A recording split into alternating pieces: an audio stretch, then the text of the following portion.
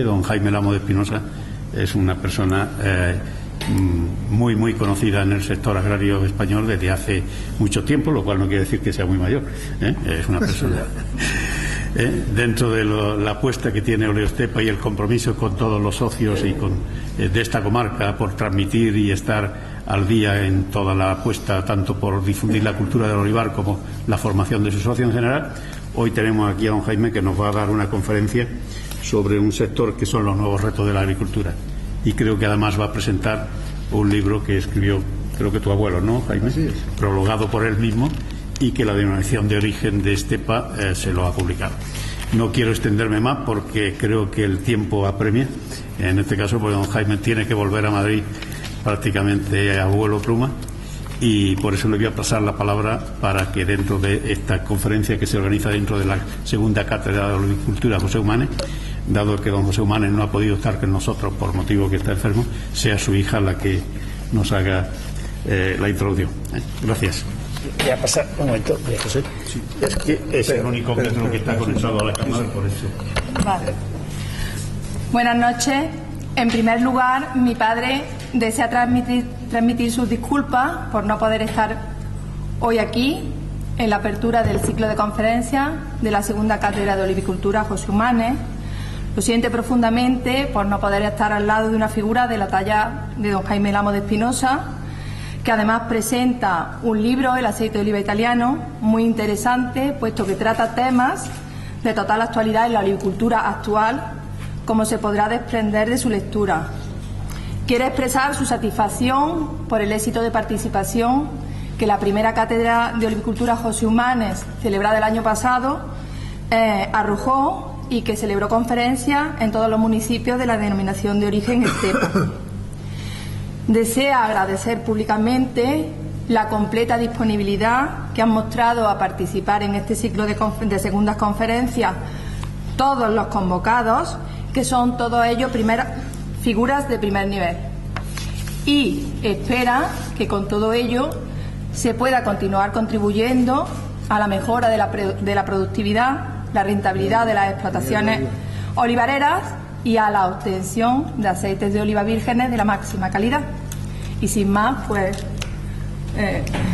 pasamos la palabra al presidente. Sí, está amable. Buenas tardes.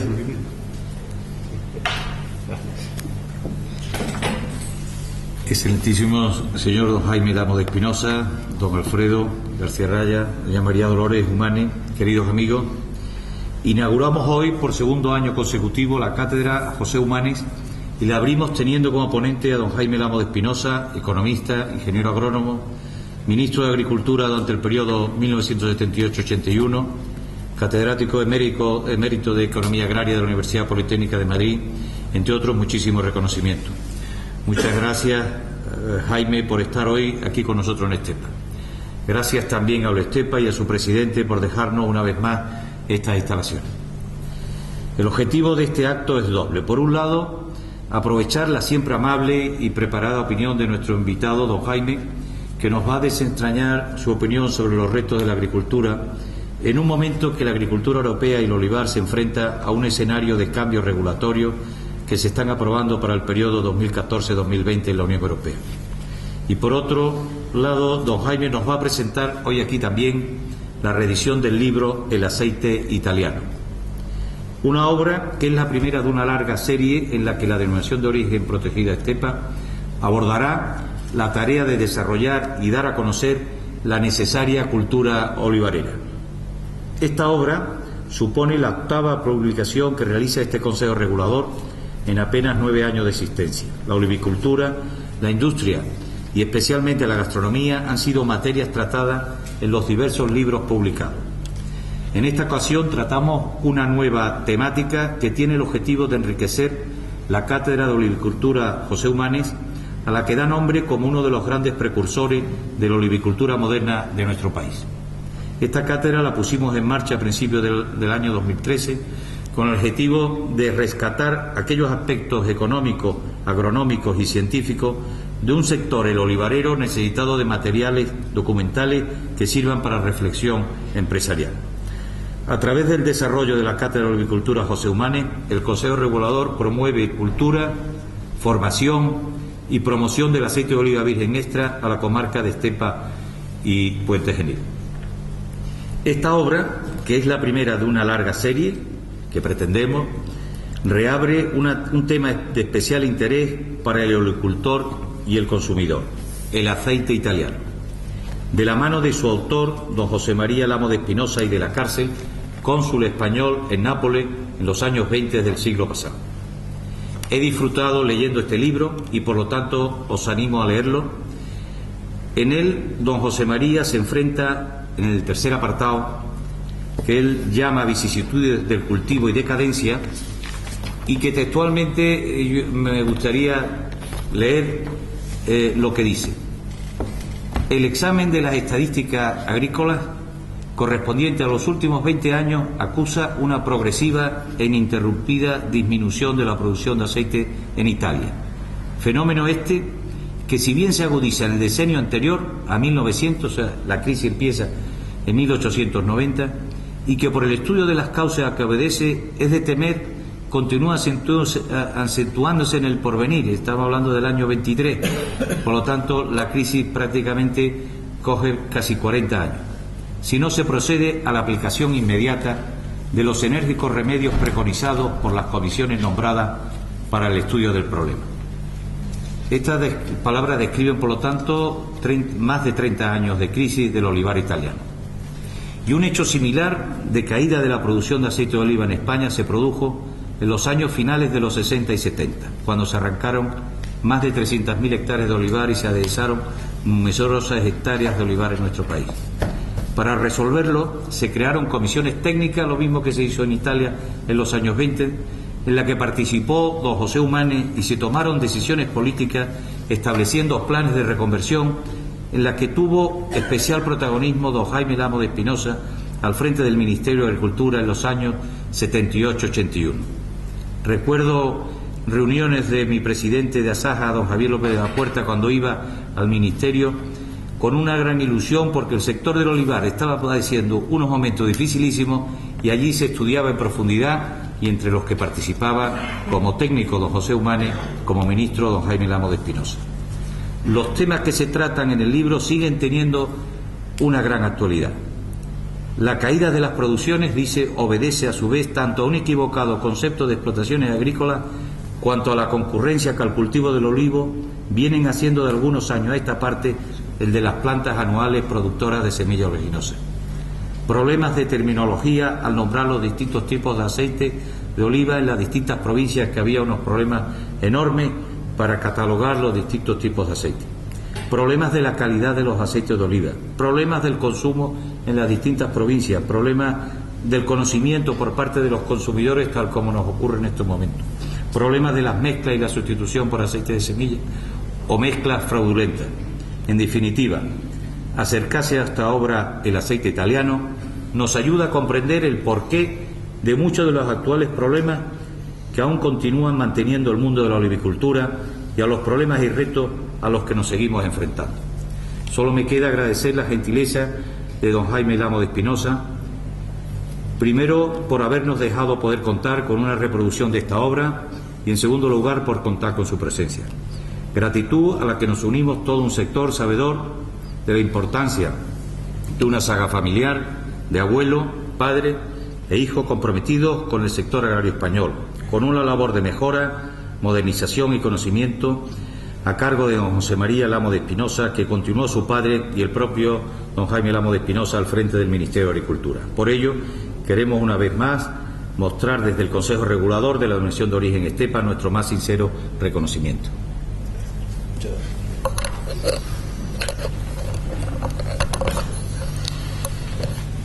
Muchas gracias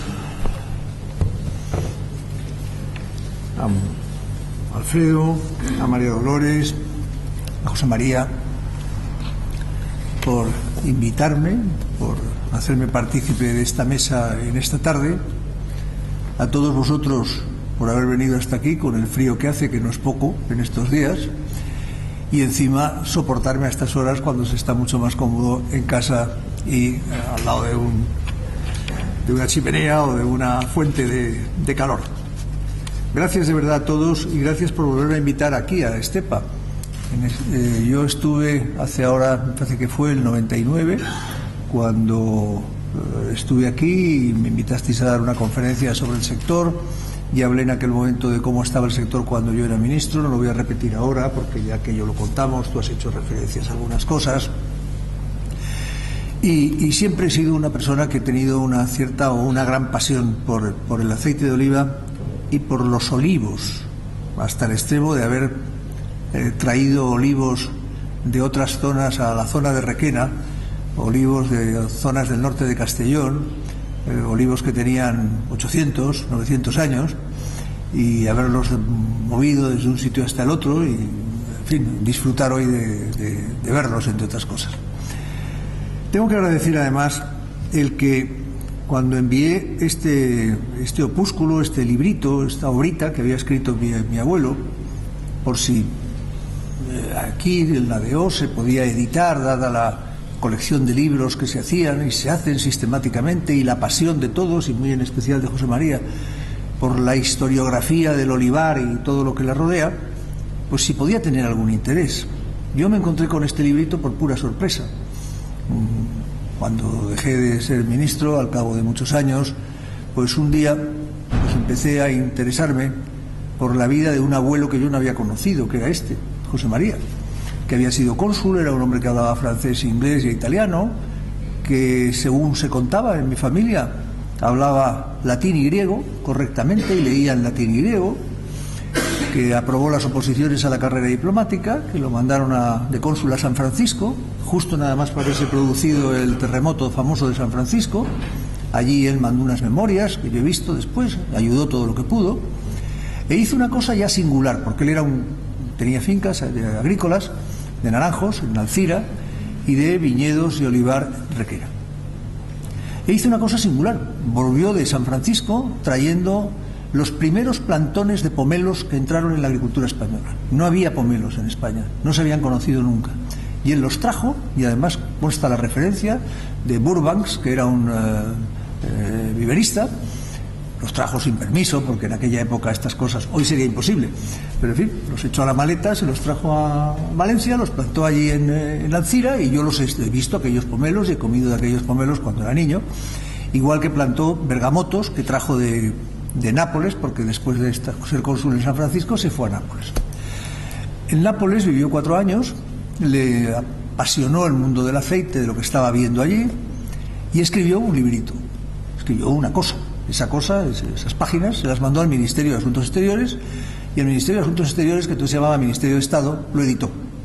Y editó un librito que nadie había visto en mi familia. Yo nunca le oí hablar a mi padre, a nadie le oí hablar de aquel libro. Bueno, sin embargo se editó.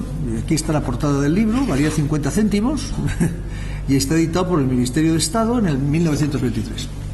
Me llamó tanto la atención que le pedí a Exteriores que me hiciera fotocopia de aquel librito, me las llevé a casa, la repartí entre mis hermanos y le pedí a la DO si era posible su edición. ¿Y cuál es mi sorpresa?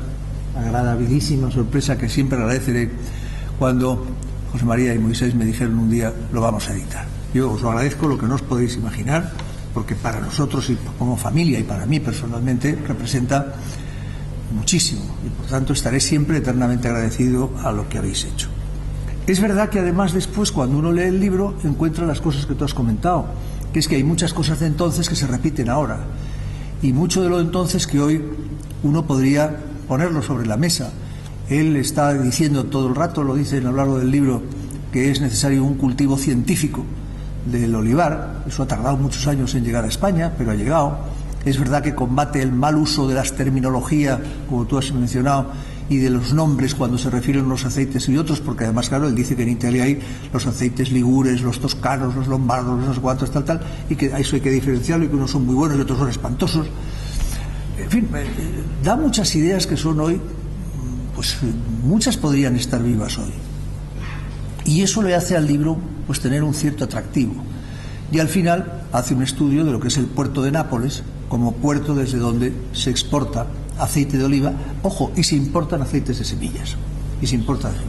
Ese es el libro, en definitiva, no es mucho más que eso, es eso, y es curioso que muchas de las cosas coincidan con lo que hoy nos planteamos.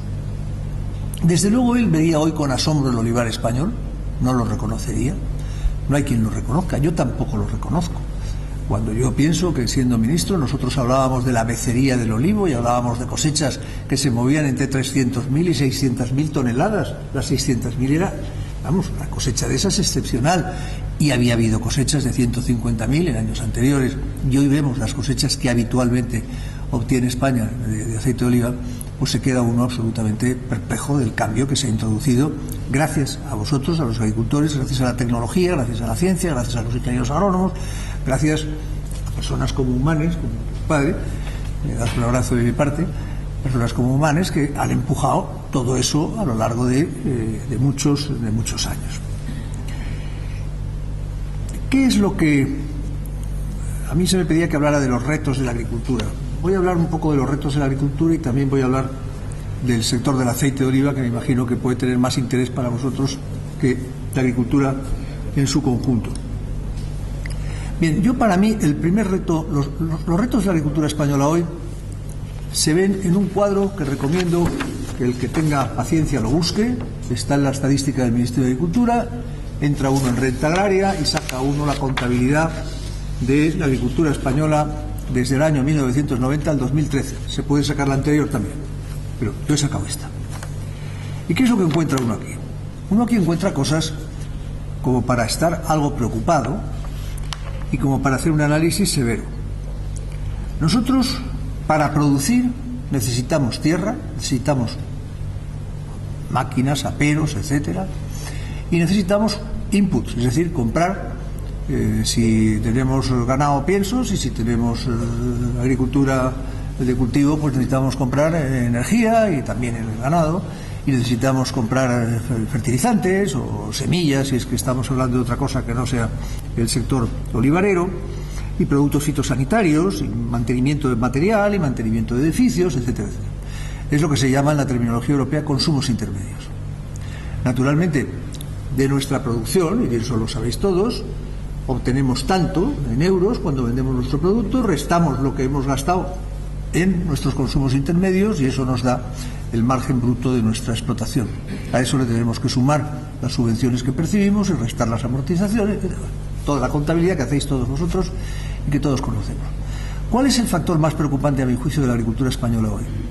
Que los consumos intermedios, es decir, el gasto en energía y fertilizantes para el sector olivarero y para la agricultura de cultivo, y los piensos para la ganadería, vienen creciendo a velocidad siempre más rápida que el valor de las producciones, siempre. Si cojo el periodo 1990-2013,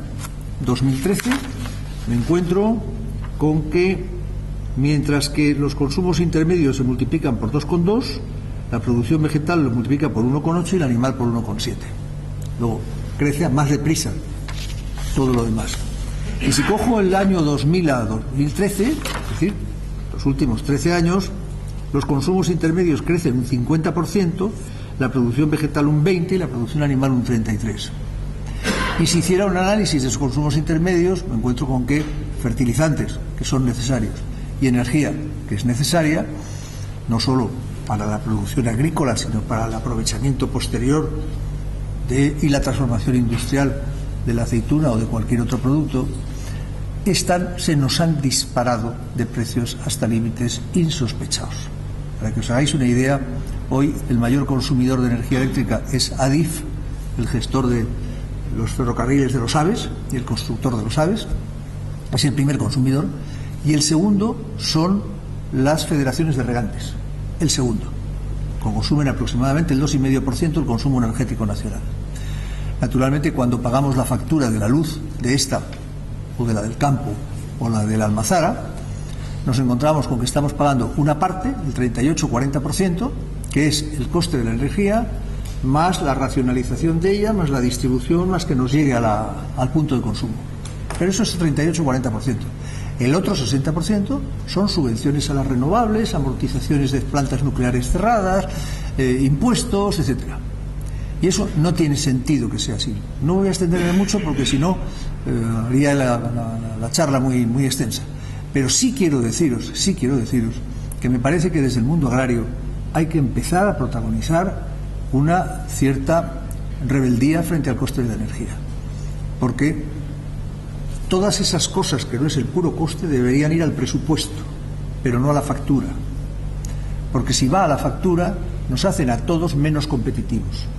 A los agricultores, a los industriales, a los productores de servicios, a todos. Y por tanto, ese es un tema que en este momento que se habla mucho de ese tema, he querido plantear como uno de los temas importantes y cruciales a todos los efectos.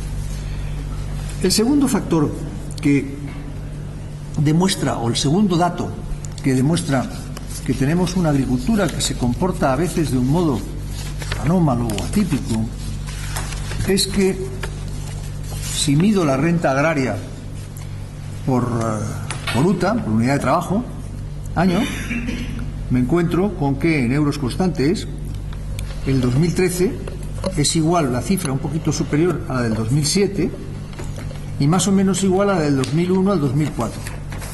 Es decir, estamos con una renta en capacidad de compra constante semejante a la del 2001-2004.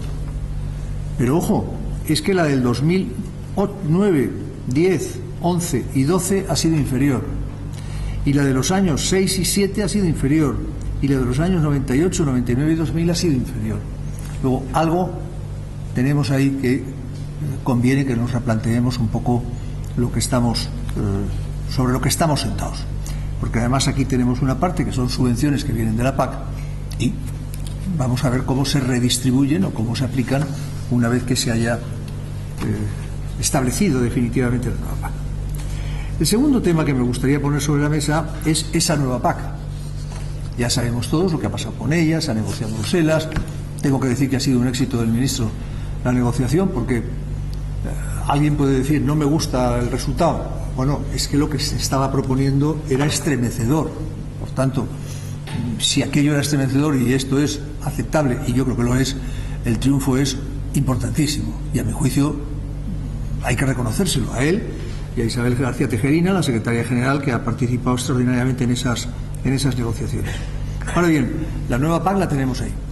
La nueva PAC hay que empezar ahora a instrumentarla, tiene que aplicarse, hay que resolver todavía una serie de cuestiones y ahí hay temas que son muy importantes. Y desde ese punto de vista, las organizaciones agrarias, las cooperativas, etcétera, deben estar atentos porque está la definición del agricultor activo, están los derechos regionales, está el famoso greening, esta cosa ecológica que le ha entrado a la Comunidad Europea en relación con el cultivo y la manera de cultivar, están los topes a las ayudas y están los derechos de pago único.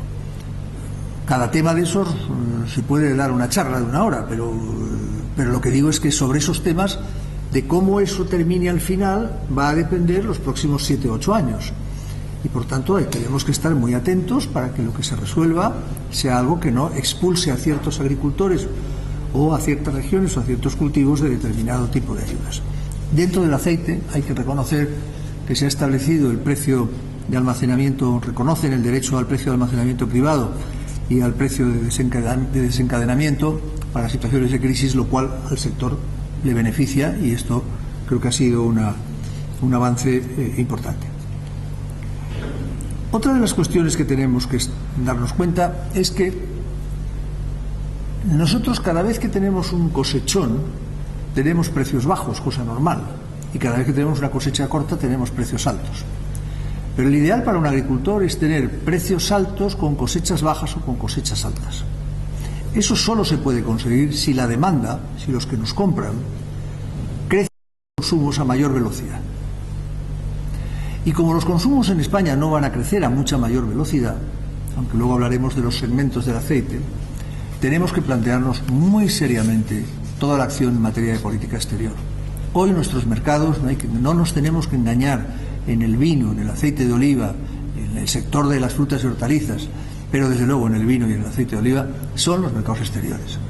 El aceite de oliva me consta que está creciendo, y los vinos también, muy fuertemente en sus exportaciones a Brasil, a Japón, a China y a Rusia, y esos son los nuevos mercados que hay que explotar, porque seguir empeñándose en que el mercado sea la Unión Europea, nos engañamos.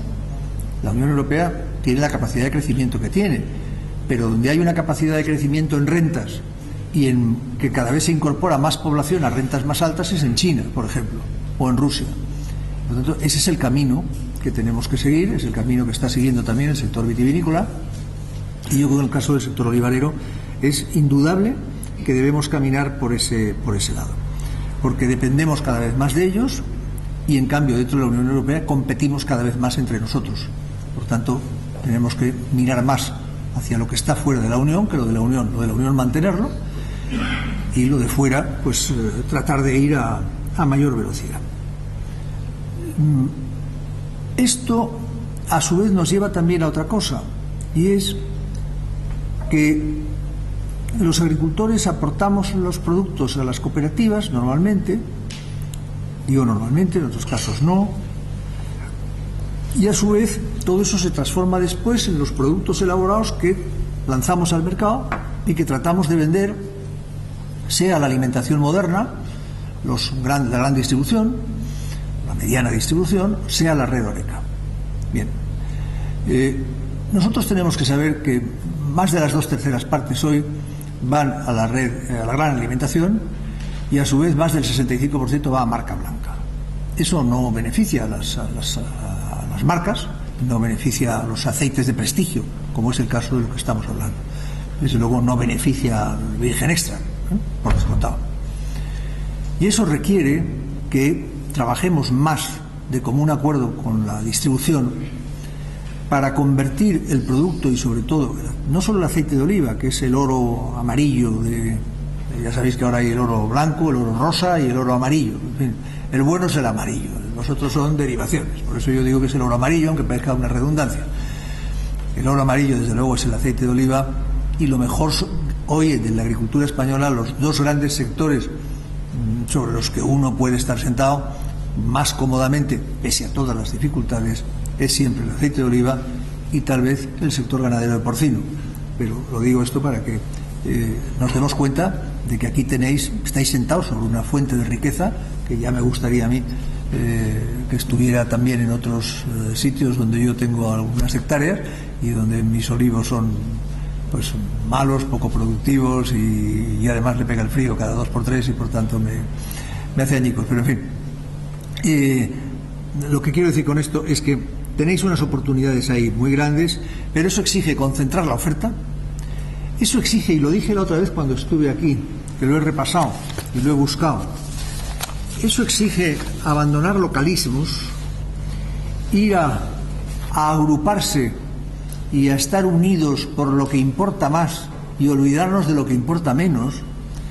Y eso en muchos pueblos de España pues hay que decirlo, porque en fin, la convivencia a veces entre vecinos, que os voy a contar, pues es mucho más difícil que entre lejanos, y eso es muy importante, porque al final es muy necesario que os unáis frente a la demanda.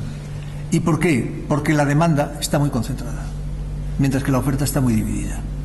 Y la demanda está muy concentrada, se ve cuando uno ve que la empresa más importante del sector agrícola español factura 400, 300, 450 millones de euros. Cuando uno mira la industria más importante, pues factura 1.200, 1.300 millones de euros. Y cuando uno mira la más grande de la distribución, pues factura 15.000 millones de euros. Y esos son nuestros compradores. Y esos son los que nos imponen los precios y los que nos imponen muchas veces las condiciones y la exigencia de la marca blanca, etcétera. Tanto, o hay una oferta importante frente a esa demanda, o la capacidad de defensa es muy pequeña.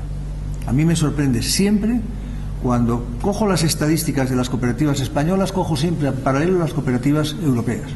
Y me sorprende siempre ver, cooperativas francesas, danesas, holandesas, siempre con cifras de facturación en el entorno, las cooperativas conjuntas, de 5.000, 6.000, 7.000 millones de euros.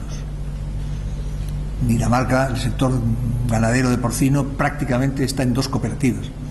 Y es de una potencia y de una pujanza verdaderamente notabilísima.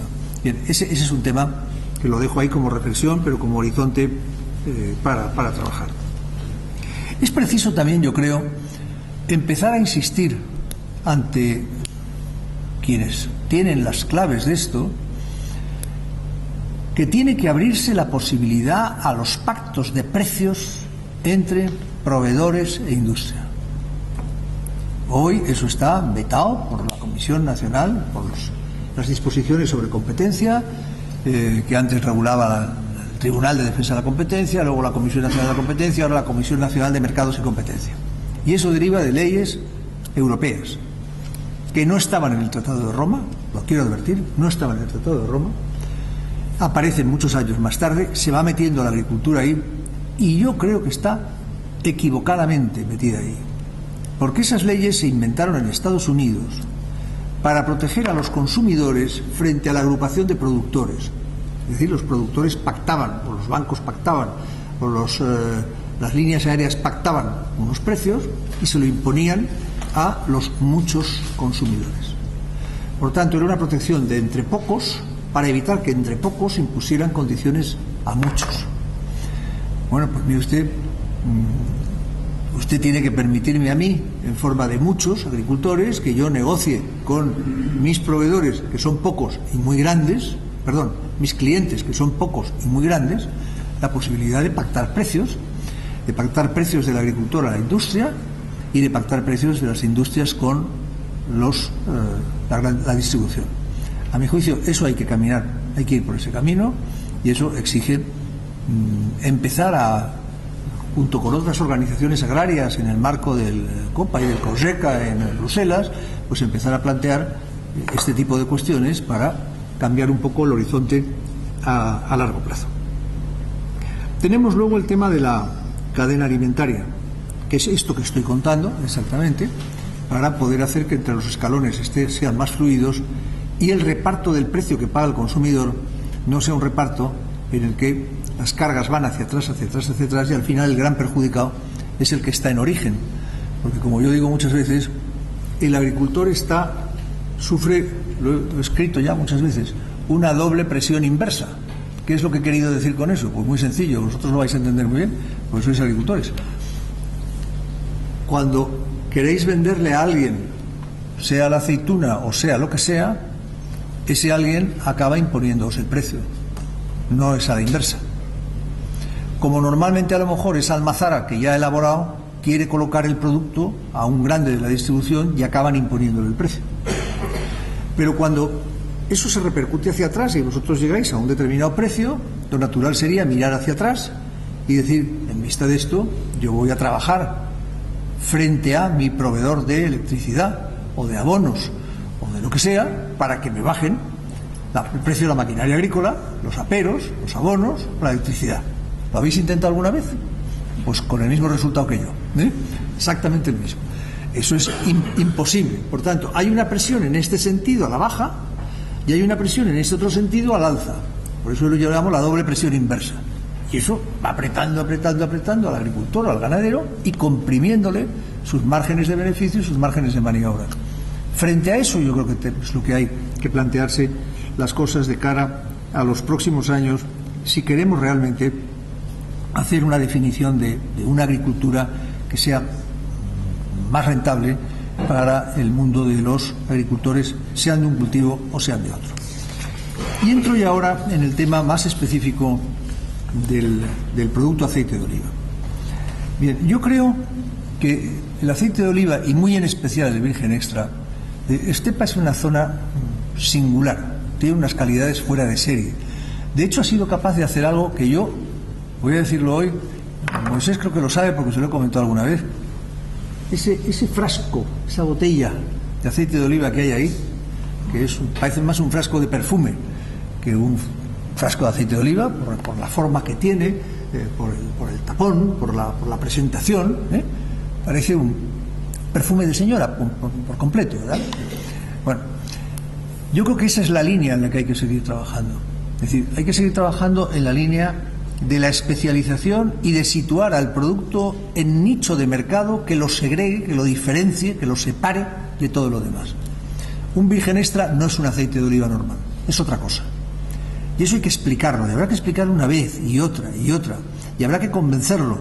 Y al amparo de eso habrá que ir elevando la posición en el mercado, en el ranking, y subiéndolo también de precio. Es decir, es un producto de nicho, es una joya gastronómica, como la trufa. La trufa es una cosa rara en la alimentación moderna. Bueno, pues el virgen extra tendría que convertirse en una cosa rara, buscada, que la gente fuera por ello. Y eso no nace solo, eso hay que hacer mucha presión y hay que hacer mucha campaña gastronómica a niveles de... Ahora que todo, si os habéis fijado, en la televisión, conecte uno a la hora que conecte, o hay alguien dando lecciones de cocina, o se está hablando de cocina, o sale el Masterchef, o sale el chef de no sé dónde. Ahora todo es cocina en la televisión. O es telebasura o es cocina. Bueno, pues a lo mejor hay que empezar a trabajar sobre esta gente para que empiecen a decir en la televisión, enseñando un frasco como ese: mire usted, es que esto es otra cosa, esto no me cuente usted, que estamos hablando aquí de un producto diferenciado. Yo creo que eso hay que hacerlo, y hay que hacerlo de modo muy claro. Y digo esto por una cosa que voy a explicar, y perdonadme que haga uso de mi iPhone, porque es que hice una foto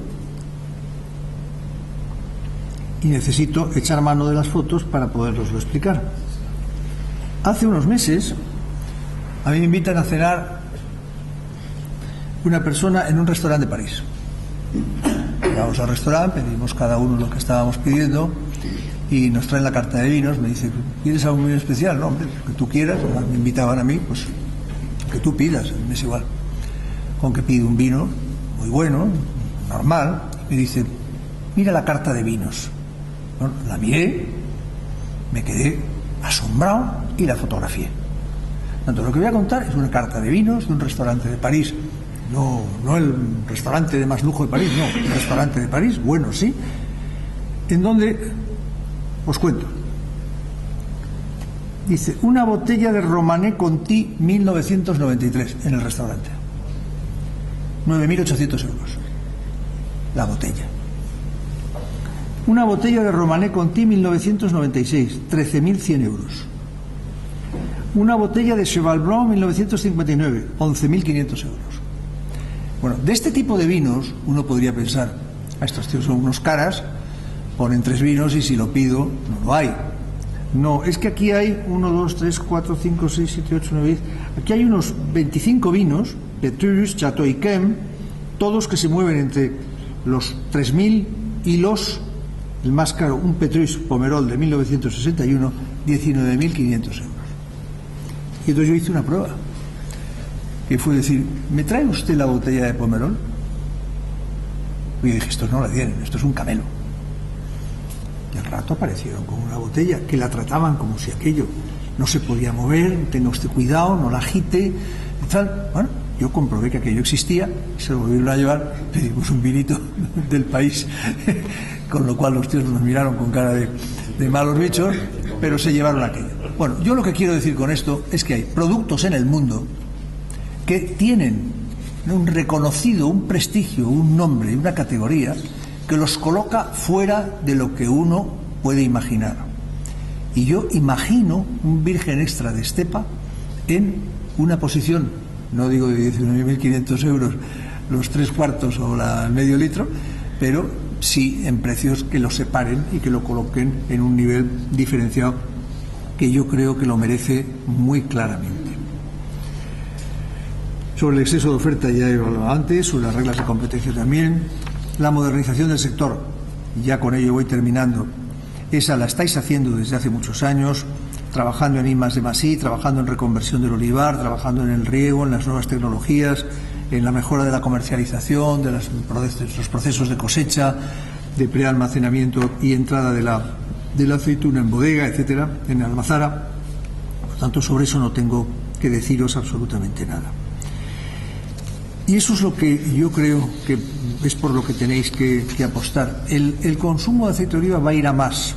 La tendencia de los médicos es cada día más la apuesta por el aceite de oliva como el gran aceite de la salud. Y por tanto, entre qué es el aceite de la salud, qué es un producto diferenciado, qué es un producto extra, yo creo que ahí hay una serie de elementos para que con las academias de gastronomía, con los cocineros, con los chefs, con las televisiones, con etcétera, ir generando una separación. Y lo que yo estoy planteando es una separación clara entre lo que son los virgen extra de estepa y la Odeo estepa, de lo que es el común, por decirlo de algún modo, de otros aceites que tienen su papel, que tienen su relevancia, que deben ocupar un puesto importante, pero que probablemente no pueden ocupar un puesto tan significado como los de aquí. Perdonadme que me haya extendido tanto y quedo a vuestra disposición. Muchas gracias. Muchas gracias, Jaime. A mí hay una cosa que me ha gustado, porque va un poco en la línea de lo que esta casa Oleo Estepa lleva apostando mucho tiempo. Has dicho exactamente, hay que seguir trabajando en la línea de la especialización. Nosotros entendemos así el mensaje y creemos que apostar como apostamos por el aceite de oliva virgen extra de calidad es apostar por esa especialización. Nos estamos encontrando pues con determinadas barreras por parte incluso del propio Ministerio. Conoces que la nueva Ley de Integración Cooperativa pues exige, para poder tener acceso a unas líneas, a unos beneficios fiscales, a una línea de ayuda, llegar a unos mínimos que ni por asomo podríamos llegar. Tendríamos que juntarnos 10 Oleo Estepas para poder acceder a ese tipo. Tú también has apuntado algo y nos has puesto como ejemplo las cooperativas danesas, como un ejemplo de a dónde hay que llegar. ¿Cómo se encaja dentro de esa eliminar personalismo, apostar por las grandes cooperativas y mantener una apuesta como la que tiene esta comarca, esta empresa, de apostar por una especialización de aceite de calidad? Es que, claro, esa es una pregunta maldita, porque tiene, pregunta inteligente, pero maldita, porque tiene una respuesta complicada y también maldita. Si uno hace un producto de extraordinaria calidad y hace un producto de nicho, normalmente ese producto tiene que ser de oferta reducida, no puede ser de enormes volúmenes.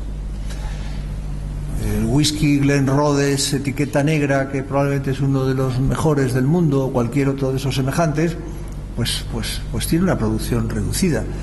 El Vega Sicilia, que es Vega Sicilia, no Valbuena Quinto, pues tiene una producción de quizá de 120.000 botellas al año, no, quizá ande por ese volumen, no creo que ande más. Y no puede ir más lejos, y estos que he dicho, pues son así. Algunos de ellos, como Cheval Blanc, me parece que tiene 10 hectáreas en producción, o sea que no tiene más. Y eso le hace distinguirlo, y claro, hay muy pocas botellas en el mercado. En la medida en que aumentas el volumen y te extiendes, la etiqueta de ser algo perfume, ¿Era Rafael Escuredo el que hablaba del Coco Chanel? Sí, me parece que sí, que fue Rafael Escuredo que se lo he oído yo eso. Pues el Coco Chanel, claro, pues no lo puedes hacer en esa proporción. Entonces, por un lado, yo comprendo que el ministro, buscando volúmenes grandes y un volumen grande de aceite que compite con las grandes superficies y que negocia con las grandes superficies, pide volúmenes grandes. Y por eso yo creo que para lo que no son extras, probablemente hay que ir a ese tipo, y para lo que son productos que se salen de ese criterio, como es el Vega Sicilia que mencionaba antes, cosecha de no sé qué, o como puede ser esto, ahí hay que decirle probablemente al Ministerio que ahí hay que hacer una excepción, que es otra categoría. Estamos hablando de otra cosa. Vamos a ver, yo siempre he creído en las interprofesionales. He creído, sí. Ahora sería muy fácil decir ya no creo. No, he creído y creo. Hay interprofesionales que funcionan y otras que no funcionan. La interprofesión es algo que se busca hoy en los trabajos de todos los sectores, porque al fin y al cabo lo único que estamos haciendo es potenciar la relación y tratar de establecer un cauce de relación positivo, que si no el aislamiento no lo propicia. Desde ese punto de vista, yo comprendo que tanto el Ministerio como la Junta lo pregonen y lo pidan. Dicho esto, si a mí se me pregunta si de eso puede salir la gran solución, no. Pero es que yo creo que desgraciadamente hemos entrado en España. Es que claro, tengo mi visión de lo que nos está pasando, ¿no? Y yo creo que no hay fórmulas. Primero, yo creo que nos está pasando que nos hemos empobrecido y ya nunca volveremos a ser tan ricos como hace 10 años. Dentro de 10 no seremos tan ricos como hace 10. Esa es mi opinión, y el mundo que conocimos hace 10 tampoco lo veremos dentro de 10. Pero en fin, puede que esté equivocado. Lo que yo sí creo es que la solución a los problemas que tiene la olivicultura española o el sector tal no son nunca una solución. Es la suma de muchas pequeñas soluciones. No hay una solución grande, por decirlo de algún modo. No hay una cosa que nos resuelva los problemas. Hay muchas cosas que hay que ponerlas todas juntas. Y todas juntas a lo mejor conseguimos remontar. La interprofesión es una de ellas. Mira, uno de los varios temas que yo creo que se pueden hacer para mejorar la renta del agricultor, el primer punto que yo veo clarísimo y me gustaría saber cómo se podía mejorar es el tema de la calidad y el control que la administración haga de la calidad. Es decir, esto es una institución que ha apostado muchísimo por la calidad, igual hay otras también, en Priego, en Reina, hay otros grupos, hay empresas, envasadores individuales que también lo están haciendo en este sentido, pero después hay otras empresas e incluso envasadores que evidentemente nos consta que no están apostando por la calidad, sí están apostando por el volumen. Yo pienso que si los estudios que hacen las denominaciones de origen, el 50% en este año es el 70% de lo que se dice que es virgen extra. Antes era el 50%, ahora este año hemos hecho un estudio y es el 70%, es decir, y hay un 20% que eran lampantes, virgen lampante y empresas de primer nivel, de calidad y volumen. Digo, este es nuestro principal enemigo. O sea, si la administración no controla que el virgen extra sea de verdad virgen extra, pues ahí tengo yo una posibilidad de realmente de conseguir buenos ingresos para el sector. Y yo estoy de acuerdo, y yo creo que la administración sí comparte ese criterio. Lo digo por una cosa, lo que ha anunciado el ministro hace escasamente 2 semanas en el tema de los jamones, el jamón ibérico y todo el esquema que contó en la televisión. Yo no me he leído el decreto, pero que contó en la televisión va por esa línea, va por una línea de diferenciar categorías para hacer una separación de calidades y de grupos muy determinantes, lo que potencia el precio de unos en detrimento del precio de otros y hace una escala regresiva o ascendente según como la miremos, ¿no? Yo creo que si eso se le plantea, como está yendo de buen sentido y la propuesta, y él también, puesto que lo acaba de hacer para este caso, me imagino que lo aceptaría. Estoy casi seguro, vamos. Hay que hacer un papel, hay que hacer 2 folios. Hay que llevarle 2 folios. Hay otros temas como es el conseguir que el precio del almacenamiento privado mejore, que yo creo que eso es posible, pero es más difícil. Pero bueno, eso lo vamos a intentar también, ¿no? Sí. La interprofesional, tú has hablado antes de que eres partidario, has creído en la interprofesional. Yo también, yo pienso que la interprofesional debería tener más relevancia y los agricultores o los productores deberíamos aportar más fondo a la interprofesional. Pero la interprofesional quiso hacer en un tiempo una medida de regulación del mercado, como era retirar del mercado unas determinadas cantidades de aceite, se dijo en aquella ocasión, inclusive vistiéndola como para mejorar la calidad, porque lo que retiramos es lo más malo. Enseguida se nos echó encima la Comisión de la Competencia y dijo que no. Yo eso es una cosa que no lo entiendo. Como el sector que fabrica zapatos, si hay muchos zapatos, fabrica menos y regula su oferta y demanda, como nosotros no podemos hacer lo mismo. No dejando de producir, puesto que es una cosa que nosotros no lo controlamos, pero sí retirando del mercado.